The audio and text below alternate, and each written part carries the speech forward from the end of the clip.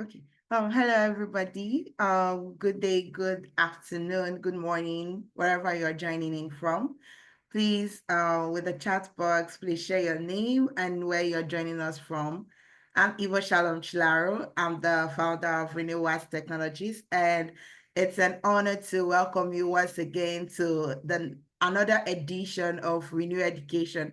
And this is our 9th edition, which is the September edition, and we'll be uncovering different aspects of agri-food industry and clean cooking.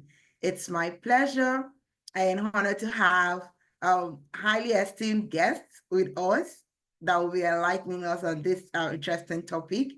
And our first speaker will be from the Clean Cooking Alliance. Please permit me to share a little bit about her, and she will go ahead to tell us more about herself and share with us what she has for us today. Catherine is the Senior Program Associate of the Clean Cooking Alliance's Catalytic Finance Accelerator. She is a private sector and social enterprise professional with deep experience of driving business process improvement, establishing operational systems, and managing major projects.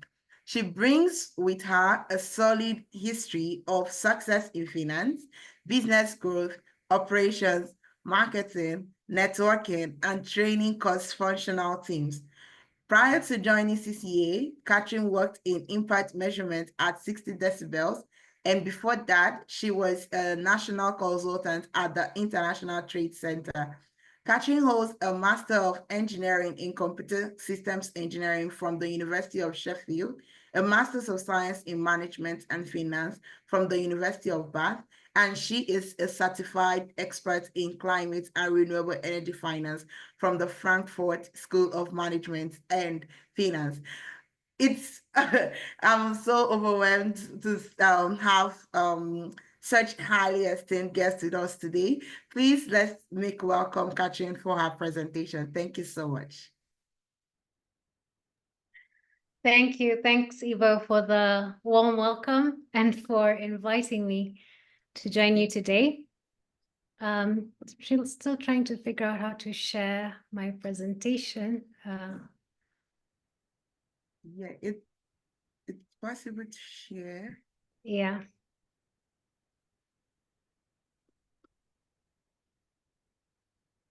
Let me just So it's sharing like okay, let me try that. Yes. Are you now seeing a full presentation? Now, yes, we Okay, see. perfect. Thank you. Okay, so let's start. So again, thank you very much. I'm glad to be here today to speak about the Clean Cooking Alliance and the work that we do. I heard about this event yesterday, so I put this together fairly quickly. But I do hope the presentation will provide all the information you need. We will have some time at the end for Q&A. So please do ask questions at the end if you have any, or if there's anything I haven't covered. So let's begin with answering the question, what is clean cooking? So it's the use of modern stoves and fuels which transform lives by improving health, protecting the climate and the environment. It empowers women and helps consumers save time and money. The Clean Cooking Alliance is a global organization that enables, influences, and accelerates local transitions to clean cooking solutions. By the way, I can't see anyone's faces, so please, Ivo, in case there's anyone interrupting us, a hand up, just let me know. So here you can see the impact that CCA has on the clean cooking sector. Over the past 3 years, we have helped over 8 million people gain access to clean cooking solutions, and in the process averted 7.8 billion tons of CO2 emissions. You can see we have a presence in more than 40 countries around the world, deployed over $75 million in enterprise support, and we've invested $18 million in research and evidence. Clean cooking has a lot of value as it sits at the nexus of several development challenges, driving progress on 11 out of the 17 SDGs, which we'll review in more detail later. Clean cooking provides multiple co-benefits for health, air, pollution, gender, and livelihoods. From this slide, we can see that 3.2 million people die prematurely every year due to exposure to open fires and inefficient cook stoves, and that air pollution is the leading environmental risk globally, and the disproportionate impact on women and children, with 60% of deaths from household air pollution coming from these two groups. Moving on. Here's a brief overview of the programs that CCA runs. As Ibo said, I work on the Catalytic Finance Accelerator, which falls under innovative financing. And the others, we have a transformative governance, enterprise empowerment, user centricity, and global advocacy. So just very briefly touching on each of those, we do a lot of mobilizing and bringing people together, such as collaborations with the International Energy Agency, convening the Clean Cooking Forum, and participation in COP, ANGA, African Energy Forum, Youth Energy Summit, among many other sector events. We support transformative governance by working with governments, which we'll discuss a bit later. And we work with enterprises to provide business support and have a user insights lab to support the user experience while promoting sustainable demand as we help the enterprises more adequately meet the customer's needs. We're actively catalyzing financing into the sector through the CFA, Spark Plus Africa Fund, and the Responsible Carbon Finance, which plays a role in enhancing confidence in clean cooking carbon markets. Earlier this year, CCA hosted the first large-scale investor convening for clean cooking in Kigali. Our advocacy arm plays a big role in driving global outreach and influence through several initiatives, as you can see. So that's the brief introduction to CCA and our work. And now we're going to delve into the more specific areas we'll be looking at today. We'll start with clean cooking technologies and innovation. So this slide shows the various types of clean cooking solutions by fuel type. So we have biodigesters, which convert organic waste materials into combustible methane gas known as biogas, which can be used for clean cooking, as well as for other electrical needs.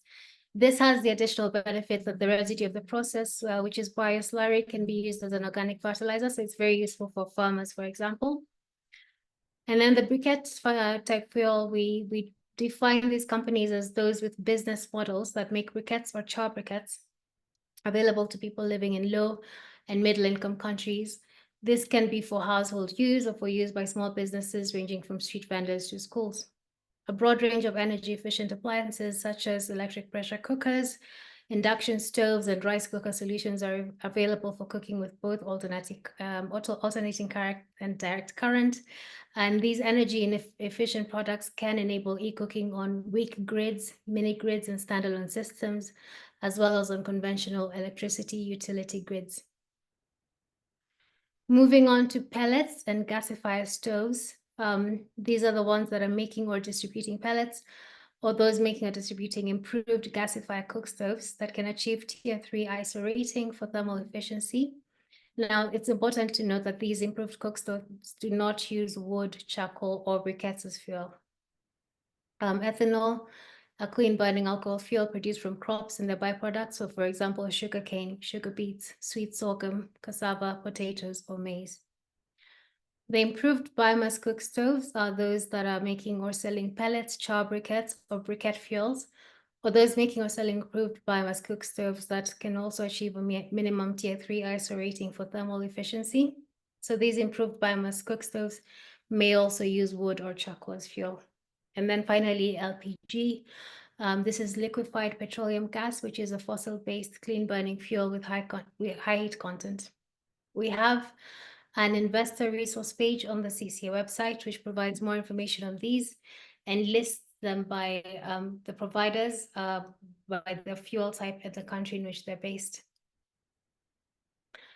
Innovation is a key part of our journey towards achieving universal access to clean cooking. And CCA works with enterprises to support innovations, as the sector currently receives around 1% of the $10 billion per year required to achieve universal cooking access by 2030. So at the top of the slide, you can see that in 2022, only 7 companies received 90% of the investments in clean cooking, which shows a clear need for transformation in the sector. We support ventures using the venture catalysts, the venture accelerator, and we have the innovation challenge. some of the work that the Catalytic Finance Accelerator does as part of enterprise support. We identify and select high potential clean cooking enterprises in Africa with promising technology and scale potential. We provide technical assistance and capacity building support for diagnosing and addressing enterprise level gaps for specific thematic issues, for example, carbon finance. We provide access to technical expertise to assist companies to assess their readiness, develop appropriate strategies, understand risks, and develop business plans. Provide access to technical expertise to assist companies with enterprise level issues that impede their growth. And then we facilitate enterprise connections to the most immediate investment and growth opportunities, and provide ongoing mentorship to these enterprises. So this ultimately enables them to grow and provide access to clean cooking to underserved communities. Next, we're looking at the support that CCA is providing countries at the government level. So a bit of background, despite the widespread impacts of cooking practices on forests, the health and lives of millions of women and children, climate change, and other political priorities, it is rarely perceived by politicians as a primary driver. Furthermore, the issue is not heavily politicized among civil society and citizens, especially as it disproportionately affects the marginalized, for example, women and the poor. This results in minimal incentive to prioritize the issue. So we have forward-thinking governments that are aiming to make clean cooking a priority, and they face tough questions, for example, under which ministry or department should this work live, how should it be funded, and how is it coordinated across multiple interrelated areas of impact? To help governments navigate these challenges and to support them in implementing ambitious national clean cooking strategies, the CCA is leading the development of a clean cooking delivery units network. This new initiative, which is part of the Clean Cooking System strategy, aims to establish teams of civil servants dedicated to achieving ambitious clean cooking plans. These locally run delivery units will coordinate across relevant ministries, organize and oversee funding, engage industry and private sector, establish policies and regulations related to clean cooking, and represent national interests in global events and dialogue. Clear, actionable, and robust national transition strategies, inclusive of clean cooking, can provide the long-term vision that is required to unlock private investment, guide and coordinate action, and serve as a basis for policies that enable markets to operate effectively. CCA is a proud partner with the Government of Kenya to establish the inaugural Clean Cooking Delivery Unit in the Executive Office of the President of Kenya, which will be closely followed by a second delivery unit in the Executive Office of the President of Sierra Leone. Several additional sub-Saharan presidential offices are in active discussions to join the delivery units network, which aims to establish at least 10 delivery units across Africa in the coming years. Moving on to the SDGs in relation to CCA's work. So these are the 11 SDGs that our work impacts. Biggest one central to our work is number 7, affordable and clean energy. So clean cooking is essential to addressing energy poverty and ensuring sustainable energy security for billions of people around the world. SDG 1, clean cooking is part of basic services necessary to lead a healthy and productive life and saves households time and money. SDG 2, efficient cook stoves reduce the amount of fuel needed to cook, thus reducing the burden on families who would otherwise have to collect it, buy it, or trade their food for it. 3, reducing smoke emissions from cooking decreases the burden of disease associated with household air pollution and improves well-being, especially for women and children. 4, children, particularly girls, are often kept out of school so that they can contribute to household tasks like cooking and collecting fuel. 5, unpaid work, including collecting fuel and cooking, remain a major cause of gender inequality. 8, energy access enables enhanced productivity and inclusive economic growth. The clean cooking sector offers many job opportunities. 10, reduced inequalities within and among countries by ensuring universal access to clean cooking for all. 11, clean cooking addresses household and ambient air pollution, resource efficiency, and climate vulnerability. 13, Up to 25% of black carbon emissions come from burning solid fuels for household energy needs. Clean cooking solutions address the most basic needs of the poor while also delivering climate benefits. And 15, up to 34% of wood fuel harvested is unsustainable, contributing to forest degradation, deforestation, and climate change.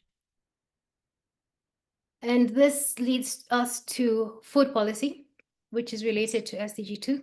So clean cooking has largely been overlooked in food policy dialogues and interventions, yet proactively addressing the interconnected challenges of clean cooking access and food security is key to building sustainable and resilient food systems. Worldwide, 2.4 billion people are moderately or severely food insecure, and 2.1 billion people lack access to clean energy for cooking. Cooking is an essential component of daily life, bringing people together and connecting us to the food that sustains us. It should be impossible to think about food without also thinking about cooking, yet as governments, donors, and organizations struggle to respond to a global food crisis of unprecedented proportions, changing the way food is cooked is rarely acknowledged as the vital solution that it is. Clean cooking plays a vital role in food security, impacting the quantity, quality, and nutritional content of food consumed. Inability to afford cooking fuel can lead households to skip meals or switch to less nutritious foods. Households transitioning to affordable, clean solutions demonstrate a shift to more diverse, nutritious diets. Multi-burner stoves can improve dietary diversity by enabling simultaneous preparation of multiple dishes, for example. Global food security cannot be achieved without reimagining a food system where clean cooking plays a central role in safeguarding climate and nature, improving nutrition, and supporting livelihoods. Onto our gender strategy. There is no clean cooking without gender equality.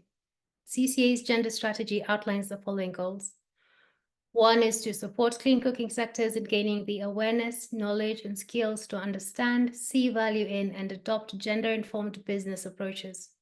The second is to ensure women have the opportunity, resources, and agency to participate in and be solution makers for the clean cooking market. As policy and business leaders, employees and entrepreneurs, technical specialists and innovators, and informed and empowered consumers.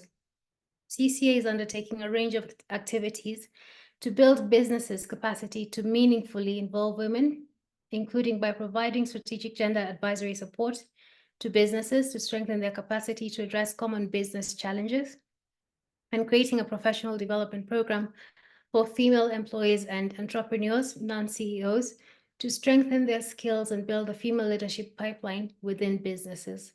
This program, launched in 2020, specifically targets mid-management female leaders employed by companies supported by CCA's Venture Catalyst.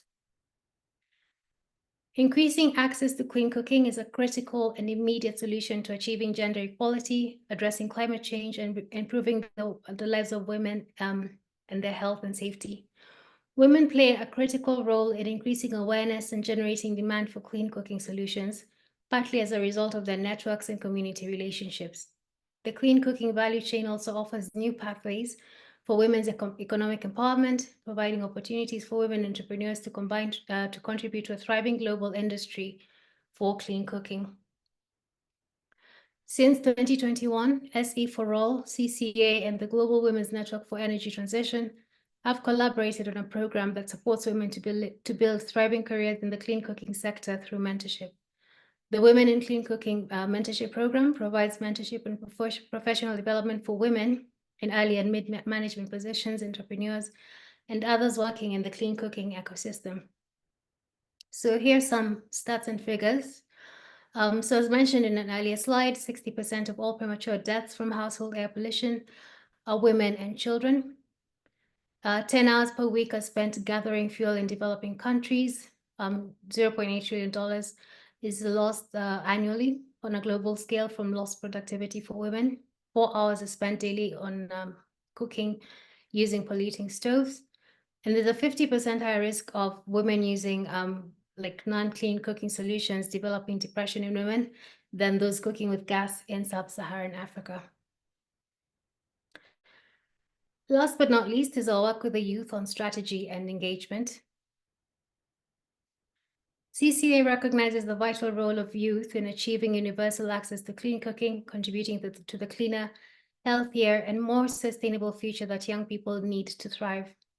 Youth are disproportionately affected by the global lack of access to clean cooking and, more than anyone else, will bear the future burden of inaction. 90% of the world's 1.8 billion youth live in developing countries where people overwhelmingly rely on polluting fuels and stoves to cook their food. Cooking this way substantially harms youth, not only because it impacts so many people, but also because of the cross-cutting nature of these impacts, including on health, the climate, the local environment, education, and employment. CCA's youth strategy is a robust framework that steers CCA's efforts to engage and collaborate with young individuals through the clean cooking ecosystem. Developed through an extensive youth consultation process, the strategy encompasses three pivotal dimensions of youth involvement in the clean cooking sector: cultivating awareness about clean cooking among young people, empowering them to assume leadership roles in advancing clean cooking initiatives, and fostering inclusive platforms that facilitate youth-driven action for clean cooking. So as an ending, I'm going to play you a short video that features some of the youth that we have engaged.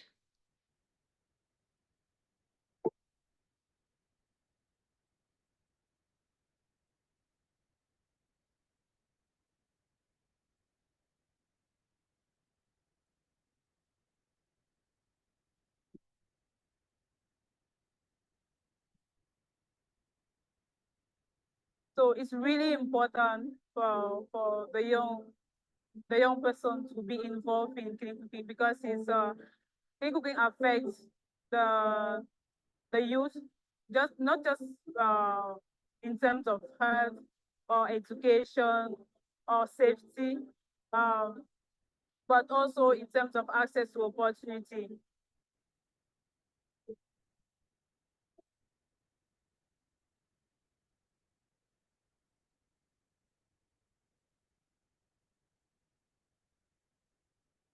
So youth are widely innovative. They know how to integrate problems with technology. They know how to use local context in solving problems and coming up with really amazing solutions.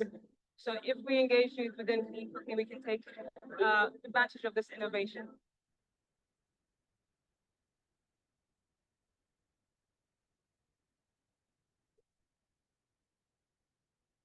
Movement to creating more awareness around clean cooking, especially about amongst young people, has been really transformational through the various opportunities that CCA has exposed me to.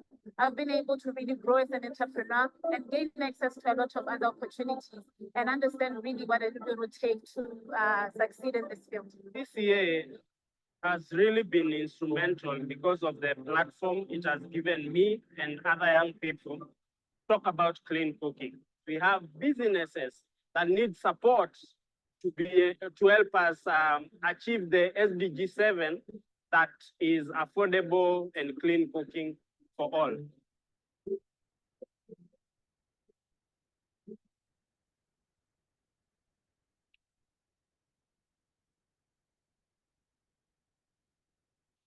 right, thank you. I'm going to stop sharing my screen and hand over to Ivo. Thanks.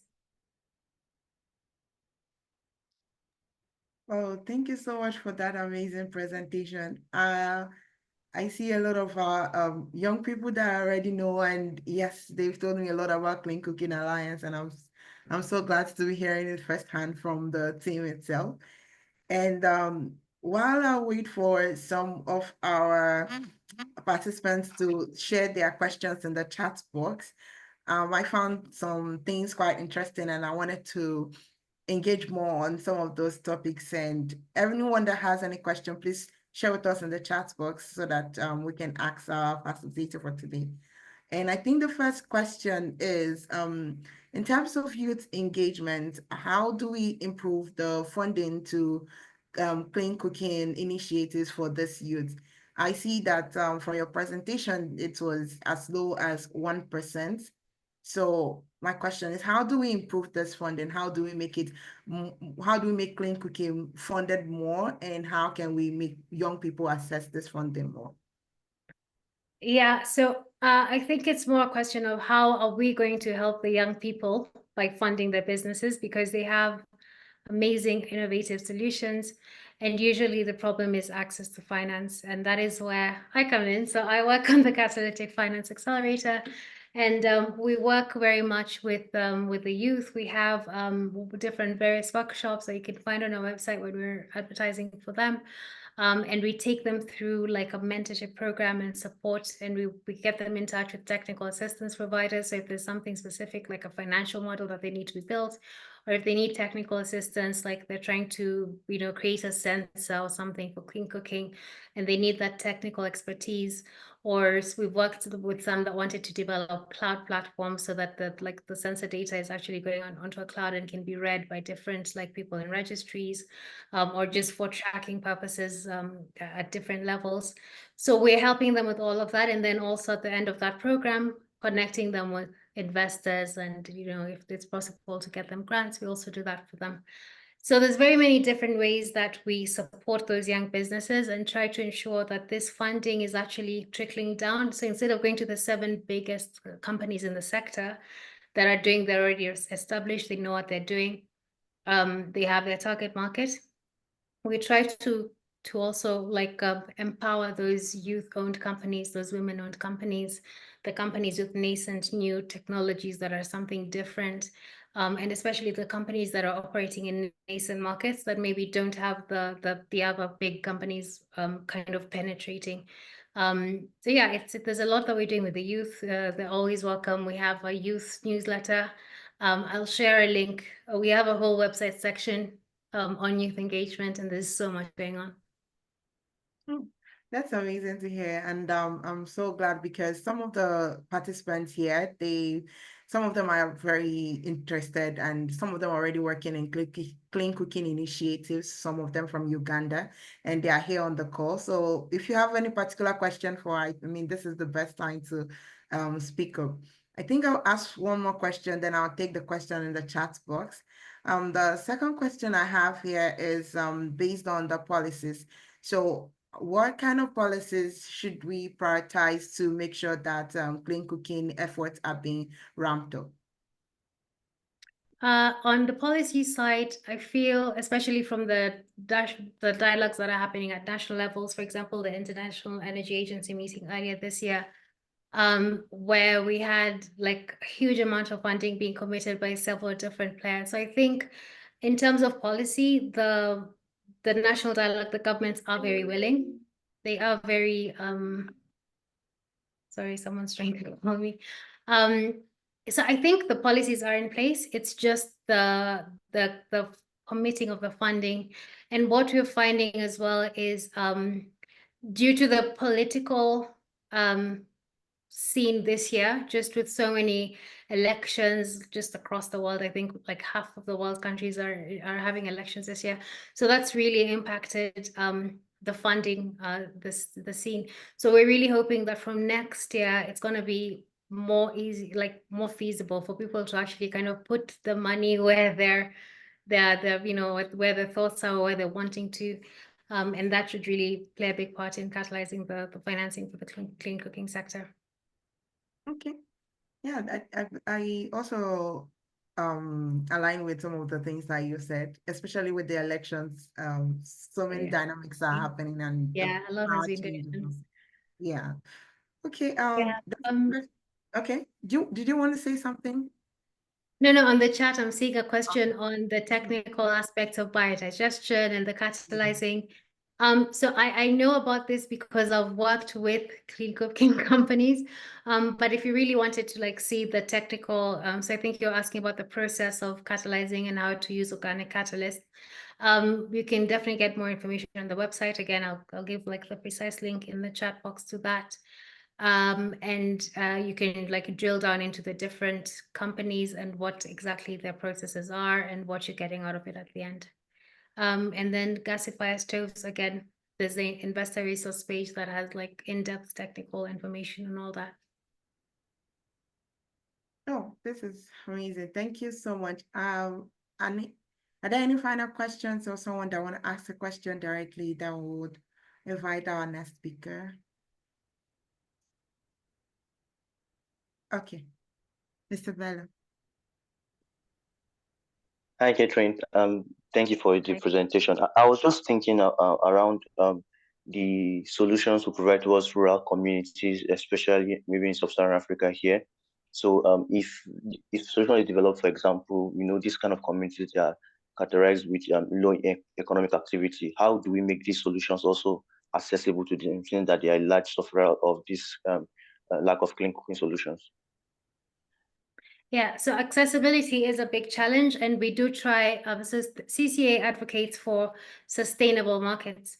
So this is part of the work that we do. So with the Catalytic Finance Accelerator, we're financing the clean cooking enterprises so that they can provide their products at the most cost-effective pricing possible for the users. And then we also have a user insights lab that focuses on the user experience and what they need. And by kind of balancing both of these, so you're supporting the enterprise and then you're also giving the feedback from the user and seeing what works best for them, including pricing and that kind of thing, we eventually hope to end up with a scenario where it is affordable and accessible for everyone without having to rely on subsidies or donations or that kind of thing. So we really want a market-driven approach to this. Yeah, I think that, okay, that answers the question. Thank you so much. I'll take one more and then we can keep the other question. I would really plead, Catherine, if you can stay with us for the next few minutes. Yes. And we will take all the questions at once. So I'll just call one more person and then we can go to have the second presentation. So Mr. Chima, you can go ahead to ask your question. All right, thank you so much, Catherine. I want to ask for people that, like, for example, I have written a proposal for my organization on community toilet, using community toilet and then incorporating biogas in it to solve clean cooking problems. So majorly, when we talk about clean cooking in sub-Saharan Africa, the major problem happens to be finance. As it stands, the proposal is still like, nothing is to be done about the proposal because the money to kind of fund the project is not there. So I'm asking, are there organizations that accept such proposals, that when we write proposals like this, we can at least submit to them to get funding to carry out clean cooking initiatives in communities? Thank you. So one option would be to join our Venture Accelerator program. We'll be probably doing the next intake in Q1 next year. So one option is to apply directly to that. Secondly, if I think Abel will be sharing my contact with all of you. So if you email me, we could also look into how to connect you with investors. Okay. That's so that's a supportive. Thank you so much for offering that. And Chima, we can always discuss how we can reach out to Catherine and leverage this opportunity. Thank you so much. And with this, I'm going to introduce our second speaker. She's my sister. It's a pleasure to have her on this call with us. I'm so grateful that she made our time to be here with us. I'm going to tell you a little bit about her, and she's going to take it all out and share with us more about her work and what she has for us today. So permit me to read her bio. Dr. Dala Agawaz, I hope I pronounced that correctly, is the founder of SWAPAC, as an agri-food consultancy focused on food security and bridging the commercial and cultural worlds in the Gulf Cooperation and Asia Pacific. She's a specialist investing in future food technologies. She's combining research, commercialization, capital, and partnership to support high-growth startups, technical specialization in food safety, biotechnology, diagnostics, clinical research, and public health.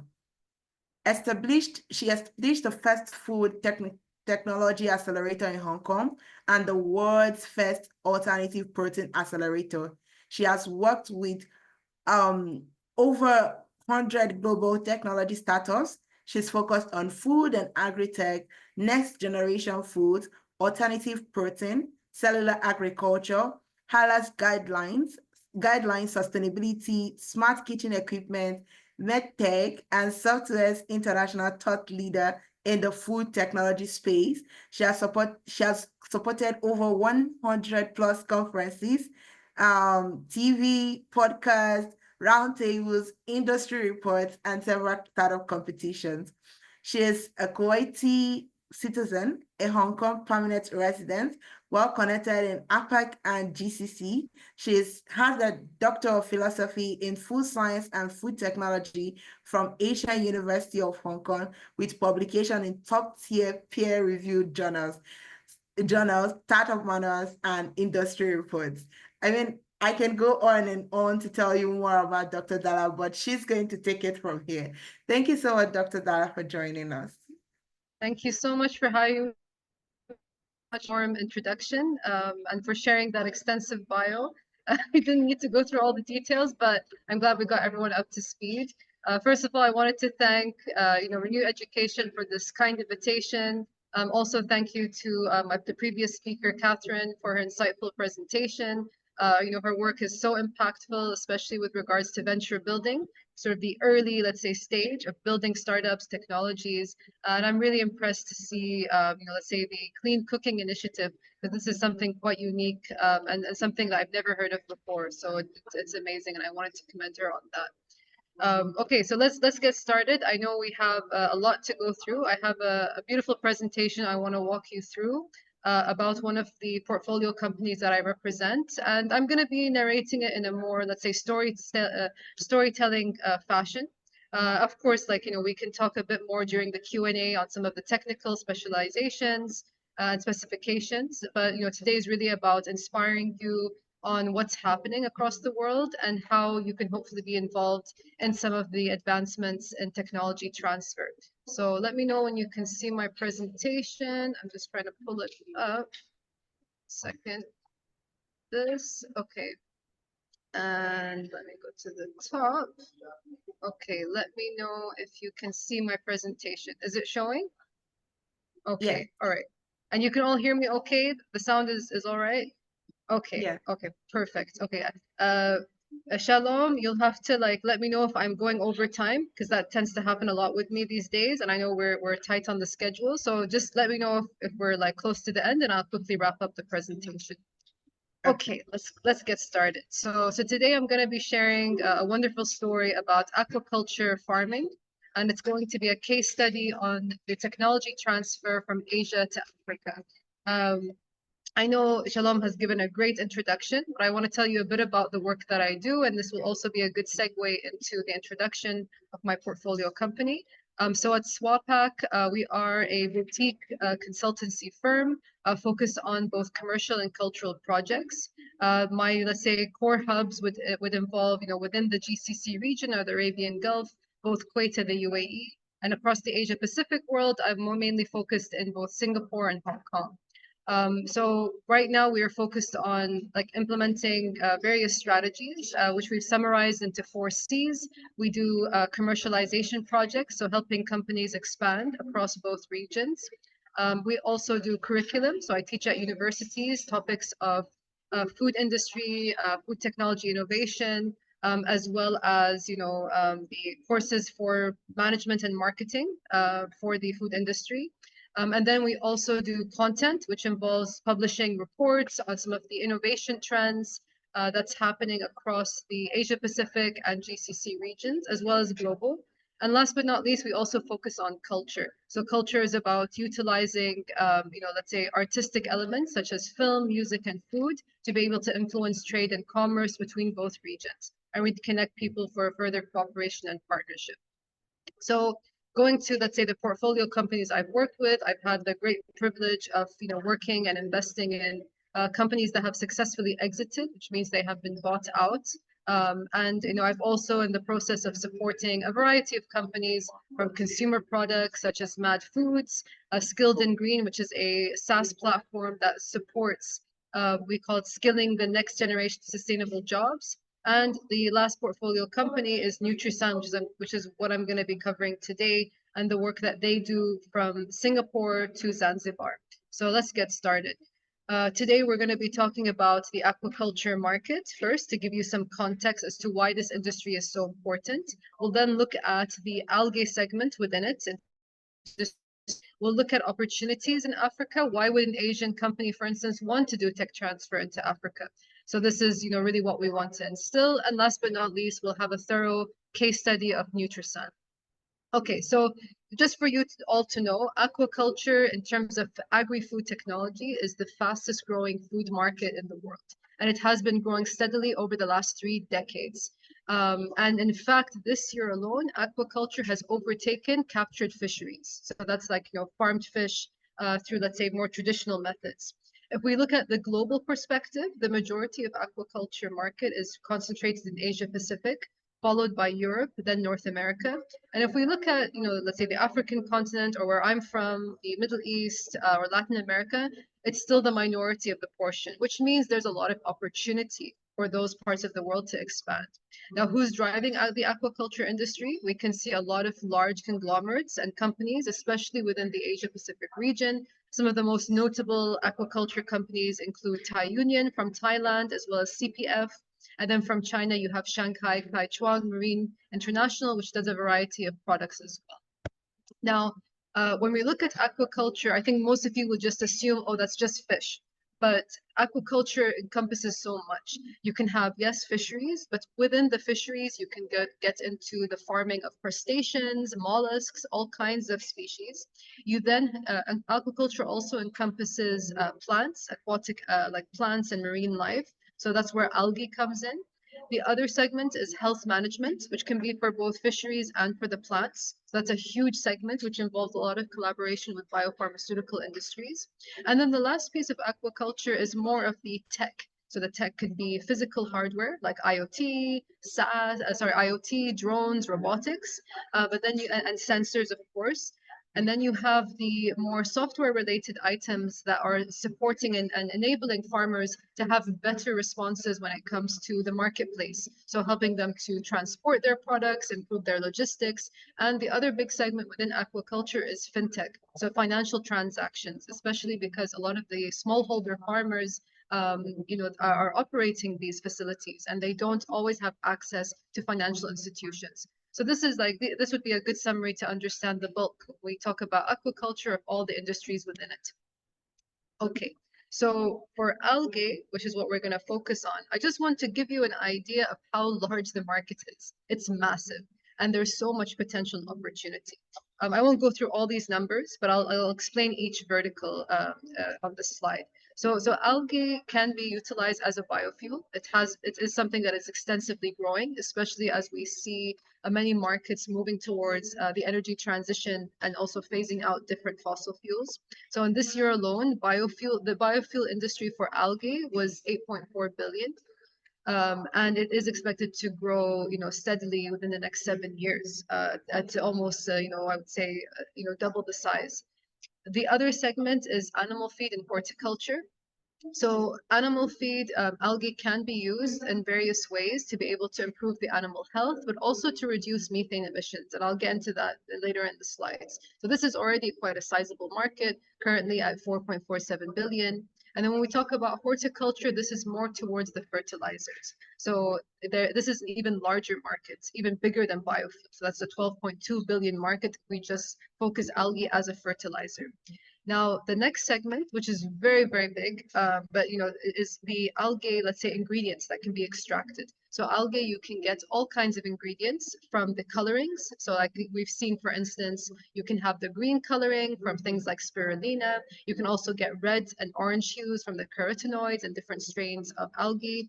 And then you have the hydrocolloids, which is what, let's say, helps to bind and mix different ingredients. So this can also be used as the casing for supplements. And then you have, of course, different flavors and fats that can be extracted, and also nutritional oils like omega-3 fatty acids. So if we just look at the application of algae in cosmetics alone, that is projected to grow to a $1 billion market in the next 6 years. So there is so much potential. And last but not least, I'll touch on the textiles and biopolymer space, where algae can be used as a plastic alternative. And this is also quite a large market as well, around 4.5 billion. Okay, So what are the projects? What's happening on the African continent? We know that there aren't that many, let's say, algae aquaculture projects compared to Asia Pacific or Europe or even North America, but there is still some activity going on. For you to really grasp what is happening, who are the major players. So right now, as it stands, Zanzibar, or in Tanzania, is the top producer of algae on the African continent, and they take up to 92% of the African market share. Followed by that, it's Madagascar and then South Africa. All of these regions, of course, benefit from tropical waters, and they also benefit from a lot of government infrastructure and support, both financial and development. So you can see, for instance, a nearby country, not necessarily East Africa, but going towards, let's say, the southwest coast. Namibia also had a lot of support, and in fact, back in 2020, there was a $60 million infrastructure development initiative supported by European investors and European startups. So there, all of these initiatives need a lot of extensive support, and there is opportunity, of course, across the continent. But as you can see, it's kind of concentrated in the east coast of Africa. Okay, so now I hope you got a good idea about what the opportunities are and what let's say the potential market, what the market potential is for not just aquaculture but also algae within it. So let's jump into the case study. So Nutri-SAN is an innovative seaweed company that was set up in 2017. They are headquartered in Singapore with operations in Vietnam, in Zanzibar, and the UK. And what their core focus is on is really pushing together biotechnology, nutrition, supporting communities, and improving the climate. And I'll walk you through how they do all of this.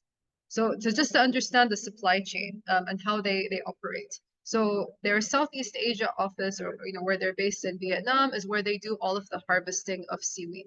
Now in Vietnam, similar to the opportunity in Africa, they have access to lower, let's say, capex and opex in comparison to other regions. That's operating and capital expenditure costs. They also do the downstream processing, so that means that they extract and refine the ingredients in Vietnam. And then when it comes to the sales and marketing, this is also something that they funnel out to Singapore, as it's a major financial and logistics hub. And then from there, they can also access very large distribution markets all over the world, from Asia, Western, and Africa as well. Now, for the Zanzibar office, it has the same value proposition as their Vietnam office, but at the same time, they are still in the process of transferring the technology and moving specialized equipment over to their Zanzibar factories in Pemba and Unguja. They're very, let's say, lucky to have an amazing partner there, Dr. Masoud Rashid, who's the CEO of the Zanzibar Seaweed Company. And I'll tell you a bit more of how they collaborate together. And the founder of Nutri-SAN is a gentleman called San Chow. He has over 25 years of experience in seaweed technology. Okay, so to give you an overall, let's say, global map of how they're positioned and how they work with strategic partners to be able to distribute their products. So Nutri-SAN, as we've mentioned, they're headquartered in Singapore. And why Singapore? So Singapore, being a major financial hub, is a great place to incorporate, to be able to have good access to funds, and also to have good access to different international companies, be it multinational food companies, be it multinational distribution companies. So it's a great sort of I would say agri-food tech financial hub to be positioned in, especially in Southeast Asia.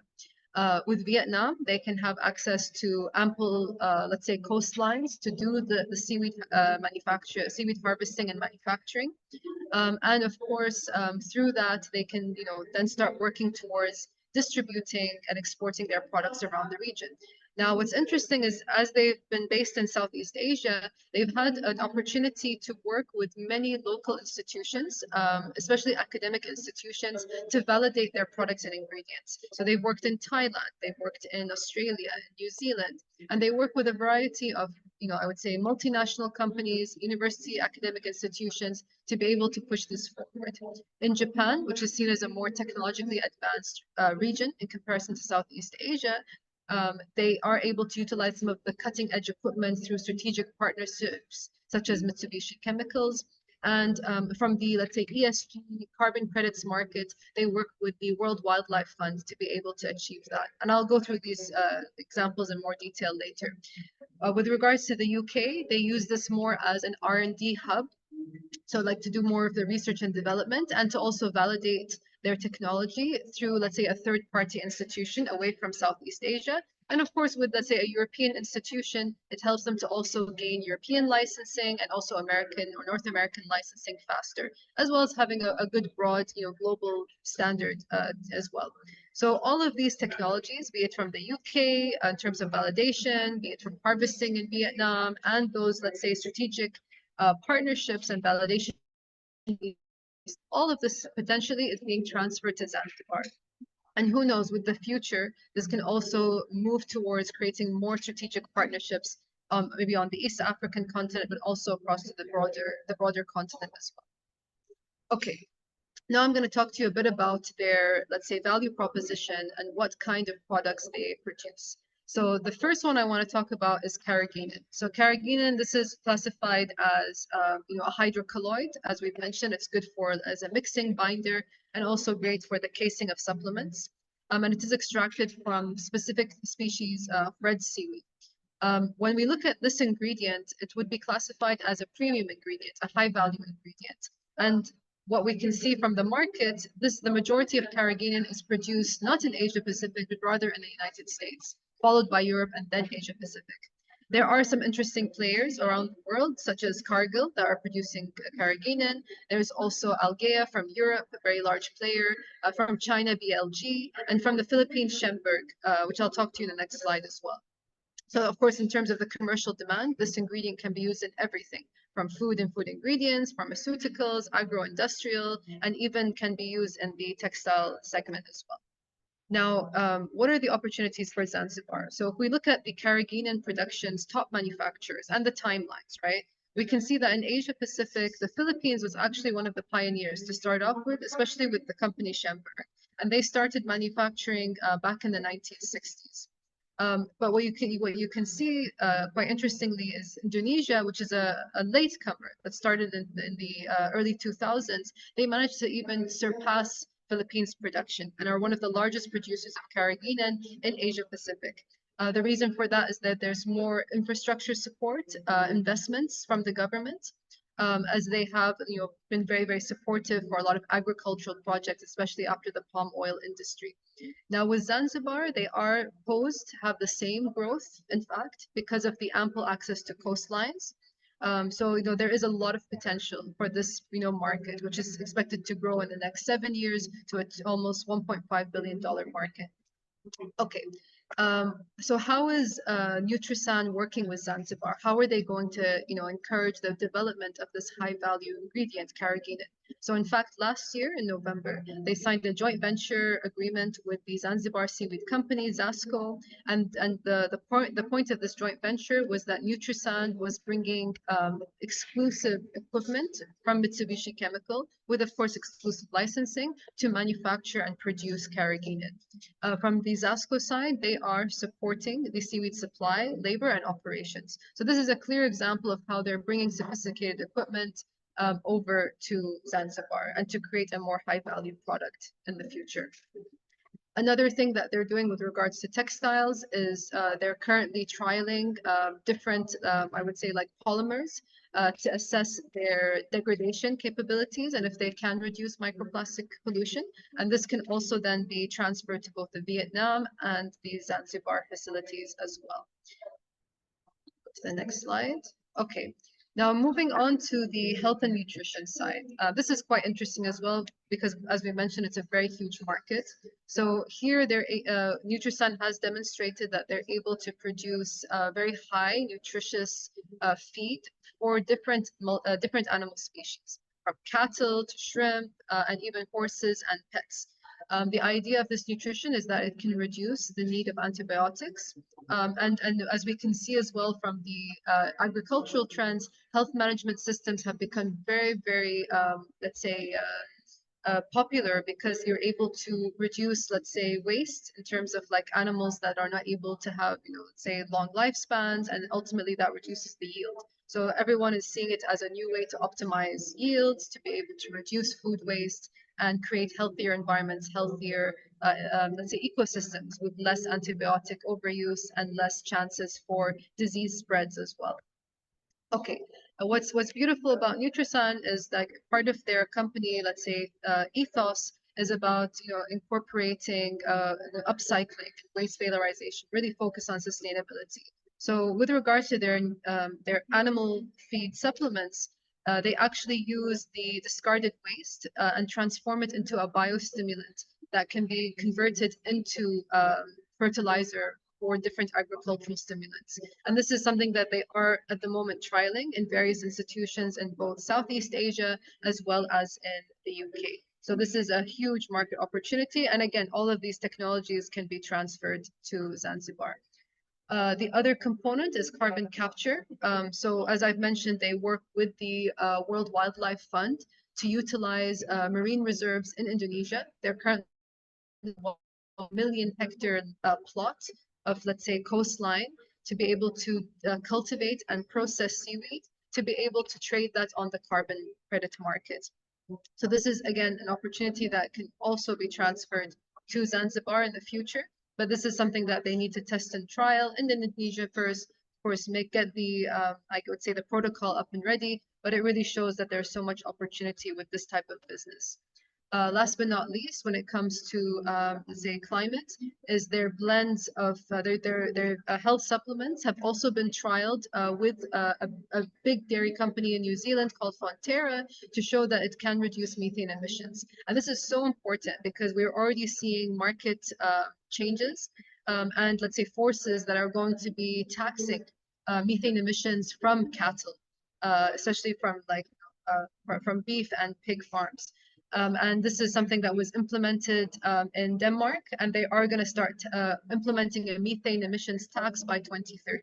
So this is something that I think a lot of companies will be aware of, and of course has become a great advantage for algae-related, let's say, supplements and feed. Last but not least, I know I'm almost out of time, is, we always talk about ESG, right? We talk about the environment, we talk about sustainability, we talk about bringing some great technologies over, but what about the communities? What about the people that are working in the farms? How is technology transfer not only benefiting the economy, the businessmen, but also the community? So if we look at Zanzibar as a case study, the majority of the Tanzanian seaweed farmers are women. There are around 30,000 that are currently employed. At the moment, they are using more traditional techniques. We call it peg and line harvesting methods, which would require harvesting at low, let's say, tide, shallow waters. And how can a company like Nutri-SAN really benefit these farmers? I mean, they're not going to be operating the big Mitsubishi lines or doing the extraction. So what can they do to take this forward? So ZASCO and Nutri-SAN have decided to be part of a community upskilling initiative. They attracted the interest of Standard Charter's Chief Sustainability Officer, Marissa Drew. And from this exposure, the Standard Chartered has agreed to sponsor 2 Zanzibar students to a 1-year Master's of Chemistry degree at the University of Kent. And these students will return to Pemba, an island in Zanzibar, to operate the Mitsubishi line to produce refined carrageenan native to Zanzibar. And through this upskilling initiative, of course, there will be further training and enhancing the expertise and skill sets in Pemba, and also training the next generation of seaweed farmers. So just to wrap up, I think it's very important now as we look at companies and their viability for the future. It's not just about creating profits. I think especially in the investment ecosystem, investors are constantly wanting to understand what is each company's ESG standard, their environment, sustainability, and governance strategy. So with regards to Nutri-SAN, they definitely have an edge because they are able to incorporate that throughout their company, let's say, ethos and supply chain. They have many advantages, including creating strategic relationships where they work with governments, corporates, research institutes, universities, and even financial institutes. Their second advantage is that they can control the seaweed production and the supply chain by creating the harvesting opportunities, but also creating the high value ingredients as well. There is then the other advantage when it comes to cost competitiveness, being in Southeast Asia and East Africa, where they can compete with some of the, let's say, larger agriculture players in Asia Pacific, like in Northeast Asia, Europe, and North America. And last but not least, they have an amazing team, of technical expertise, advisories, and really a global perspective as well. Just for anyone who's interested, this company is currently fundraising. They're raising their pre-series A round and raising around $6 million US dollars with 50% committed. This will go directly to the holding company, and of course will be benefiting all of their subsidiaries, including the joint venture with Zasco. And I hope you enjoyed the presentation. I hope you got some great key takeaways about the opportunities of algae aquaculture. Show structure, who's leading with regards to high value products and low value products, showing that the global south is still lagging behind the global north when it comes to premium products, and then showcasing how a single company can really generate opportunities for emerging markets through technology transfer, research, research-backed validation, private-public partnership, and last but not least, ESG. So it's really been a pleasure chatting with you all. I hope I didn't go too much over time. I hope you enjoyed the presentation. Please, get in touch if you'd like to learn more. And I'd love to hear, I'm looking forward to listening and hearing from you and on all your questions. Thank you so much. Wow. That was amazing. I believe everyone could see how big the agri-food industry is, and I think they'll all agree with me with the fire emojis already in the chat box. So I'm going to leave the question open, but I'm just going to spark it up with one question that I have from here. So when it comes to Carolina, can you really scale this beyond Singapore or Zanzibar? Can you really scale this from that area? That's really what I'm interested about. Yeah, so carrageenan is interesting because, of course, there are many grades and levels of carrageenan quality. So there are, let's say, more basic, I would call the lower grades of carrageenan that can be scaled up. And again, it's all about the manufacturing equipment, the skill set that is required to operate. There's also the processing, refining methods, and then you need the market, right? So when we look at the high value refined carrageenan, this is used in premium products, right? It's used in maybe like high health nutritional foods. It can be used in premium cosmetics, premium pharmaceuticals, or other kinds of applications. So it really just depends when a company decides to go about this, if it's worth it at the end of the day, because they have to invest heavily in CapEx, the capital expenditure. They also have to invest heavily in operational expenditure. And oftentimes there's a lack of skill sets because they can't find enough people who are trained to operate that equipment. And then maybe when it comes to logistics, transportation, supply chain, maybe they don't have the right distribution channels to actually export it. They don't know where to sell it. So again, it's always a risk factor that companies will take into consideration. If they can produce something that's lower grade value, it doesn't require as much sophisticated equipment, they can sell it into way more applications, like non-premium, then maybe it's better in terms of their business model. So at the end of the day, it just depends on the risk appetite, and then again, the committed capital that can be put together to develop like a higher value ingredient. Yeah, that's really true. When it comes to some of those products scaling up, it's usually about the risk, how much risk, it's always a trade-off with the benefits and also the cost that's involved. And Yeah. I don't know if there's someone that wants to ask a question. Okay, so I see here, Mr. Bello is asking if there's a website or page where he can read more about this. And then secondly, he's interested in the algae aquaculture. Does this involve cultured or maybe lab-grown algae, or like how is the algae harvested? I think that's an interesting question too. Okay, so for website, give me a second, I'll write the website down for the company. The company is called Nutri-SAN. So if you just search Nutri-SAN Singapore or Nutri-SAN Vietnam or Nutri-SAN Zanzibar, you should be able to find it. But I'll write the full website with you shortly. Okay, so with regards to your second question, so when it comes to algae, you're right. There is the like lab grown. There's then the open water, let's say, type of harvesting as well. For this example, with regards to Nutri-SAN, this is all open water. This is not the sort of lab-grown, I call them like bioreactor setups where it's grown in, those are not bioreactor, photoreactor. They're not the photoreactor vessels which require light, because algae, of course, needs just sunlight and water. This can be brackish, saline, or even fresh water, just depending on the species. So with regards to the lab-grown, like more expensive, right? It's more expensive to produce. It's more expensive than to do the extraction. And often for countries like Vietnam and Zanzibar, it's just too much capex. And even when, you know, I would say as an example, because I've worked with some of these companies in the past from countries like Australia, in terms of the business model, it doesn't always make sense because of, again, the initial capital put in to produce these products doesn't always translate to the best price outcomes, and then also the margins. Because at the end of the day, there's a lot of algae out there, right, that's harvested in a more cost-effective manner. So ultimately, they have to compete. So it really just depends on the business model, the export market. But personally, I'm more in favor for the freshwater or grown out in the open algae, because it's a, I know it's not a nice thing to say, nothing wrong with natural or lab grown, but it is a more natural way. It can impact more, let's say, traditional agrarian communities, people who are not so highly skilled, like more smallholder farmers. And I think ultimately that's really important to make sure it's more inclusive for communities that really need to make a living. Yeah, that's really makes sense with that sort of approach. And I'm going to let Oyinlola ask her question, then we can ask the next one from the chat. Oyinlola, you can go ahead.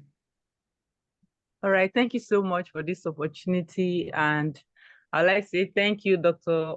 Dalal, for your presentation. It was really wow. And I'm a recent graduate from agricultural extension in Nigeria. And this is my first time hearing about Carigina, and it was really a wonderful one. And I would like to ask that, is there any, like, maybe any work you do here back in Nigeria that I can volunteer to be a part of? Because I really love to be a part of this. This is really an amazing initiative. Absolutely. Let me look into my network. There are actually very, very big like incubators, of course, like food related incubators in Nigeria. I need to just go back into my like database and see who's the right person to connect you with. But certainly, like even like, you know, in the global map that I shared earlier, there are a lot of activities with algae production in Nigeria. So, you know, there should be opportunities for you. I would recommend is to intern with some of the, let's say, local or international farms in Nigeria itself to really understand what is being produced. When it comes to carrageenan, honestly, you can look at it from, I would say, even the I call it like the food manufacturing side, so really understanding how it's placed as a product in food ingredients. That's a whole ball game on its own. It's very, very interesting what kind of formulations you can create. So it really just depends on your appetite, which side of the, let's say, supply chain you want to be a part of. Is it more of the agriculture, cultivating, harvesting, or are you more into, let's say, creating innovative new products around it? But yeah, happy to stay in touch. Please, you know, let's say, get in touch with me via LinkedIn. We can also, like, you know, I can share papers with you, books, and we can also brainstorm on finding you the right mentor or even company that you could intern with in the future.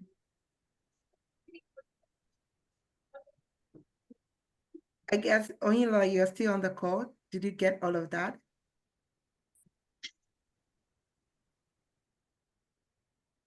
Yes, I did. Thank you so much. No problem. Yeah. No problem. Thank I think you we so have. Is Yeah. there another question, Shalom? I'm looking at the chat. Was there any other questions? Yes, we will soon round up. It's one more question. Okay, so there are two more questions. The first is, how do you do the testing for the specifics of, I think, Mr. Bello, you have to clarify this question. The specifics of what Okay. Thank you, Shalom. I was asking about the algae aquaculture. You know, she said that that your company looks into open water algae. So how do they know what exactly they're looking for? What are the testing procedures that they use? Okay, like the strains, like the type of algae, like species they're using? Yes, exactly. Thank you. Okay. This is something I have to apologize on, because if you work in algae, they have the most complicated names, all of the species. I always hate the person who names algae, They have like names such as Nanochloropsis, Dunalena salina. I need to get back to you. I think it was called, that I do have the species that they use in Zanzibar, but I need to look it up again because it's this long, very long name. But honestly speaking, there are thousands of algae strains out there. And there's, of course, different ones that are adaptable to, I would say various areas. You can do like a quick Google search to understand like what is the native species in Zanzibar, what are they using? And of course, this might vary with, let's say, Asia Pacific, with at the end of the day, like for instance, with the Zasco, the Zanzibar Seaweed Company, they are doing carrageenan extraction on their own native species. They're not using species from other countries and importing them. So I think that's also some of the nuances in algae technology that there needs to be a lot of research and development to understand your native species, obviously because they grow very well and in your environment, but then you need to also do the extraction, you need to understand what the composition is, and then assess like, is the extraction method versatile? Is it producing the right concentration or isolate that you require? So there are a lot of different, let's say, downstream processes. And then, of course, the last thing is the validation. Does it have any nutritional or, let's say, components that can help improve the yields in agriculture or improve, let's say, the animal growth and health and well-being? Or does it work well in a cosmetic application? So there's a lot of different things that you'll need to test, honestly. But in regards to the actual, let's say, species, if you do get in touch with me, I'm happy to like go back to the founder so that he can give me the long name, these very long Latin names of the actual species name. Oh, thank you so much. Thank you so much for being very open and supportive about this knowledge sharing. Thank you so much. I think the final question is just about skill sets. Do we need any particular skill sets to be a part of the algae aquaculture industry? I love this question because I think it's not only for algae. I think it is rather for the broader, let's say, agricultural ecosystem. So with agriculture, like I've described with aquaculture as an industry, there are so many components, right? So you have the, let's say the animal health and well-being, or the plant health and well-being, which can go towards genetic strain engineering. It could be towards, let's say, crops, yields, fertilizers, different inputs, outputs, and then you have the equipment, right? So there's like software, hardware, and then you even have some of the, we call them the auxiliary services or ancillary services that can be marketplace, retail, fintech. Literally anyone can get into agriculture. And that's the same thing with algae. Like it just depends on what stage you're going to be focusing on. If it's more on the commercial, on the manufacturing, of course, upstream, downstream. At the end of the day, it's just your personal preference. How do you want to contribute to the ecosystem? You might also just want to get in from a marketing perspective, because honestly speaking, there needs to be a lot of commercialization and marketing for both a B2B and B2C customer. They need to understand why is carrageenan from Zanzibar great, right? Because this is a new thing at the end of the day. So you'll need to explain it's cost competitive, it's high premium quality, it's validated by this and this and this trial, etc. So like there are so many things that you can do to contribute to the ecosystem. And last but not least, there's also policy, right? So like government policy, regulatory policy, or people like Catherine, what they're doing to really create that, I call it public-private partnership interaction with investors, with stakeholders, with farmers, with NGOs. I mean, literally, there's so much work to be done, and we need all hands on deck. So it really just depends on what you love to do and how you can contribute to that ecosystem. Wow, I feel like I can't ask for, I was going to ask you to give final words of advice like to young people, but I guess you've already done that by talking about the skill sets. And I think with this, we can actually wrap up for today. Thank you so much, Dr. Dala. And she's Thank you. free. She said we could connect with her. And so you can just Google the name we have here on LinkedIn, and she'll be happy to connect and share any further information. And every other thing that she'll be sharing with me will be shared with everyone across their emails. And as we are wrapping up, maybe if you are in a comfortable place, maybe turn on your camera so that we can take a quick photo. Catherine had to leave. She had a meeting coming up just after this one. So she sent a message that I think it was Stephen that wanted to reach out to her. She said we should just send all of that to her and then she will make the connections. So please, anyone turning on their camera for a quick photo, and we can wrap it up for today. And thank you so much for joining. Thanks so much, Dad, for staying to the end. Thank you so much.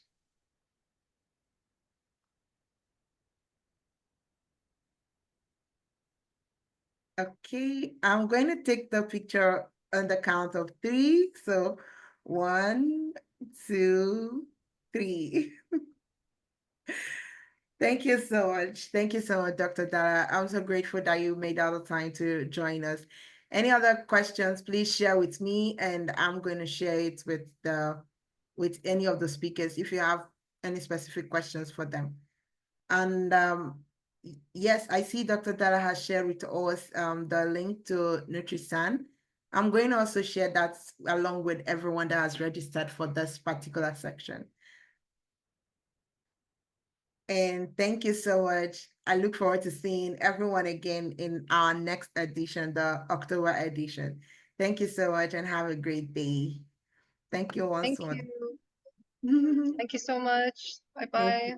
All right, bye-bye. Bye.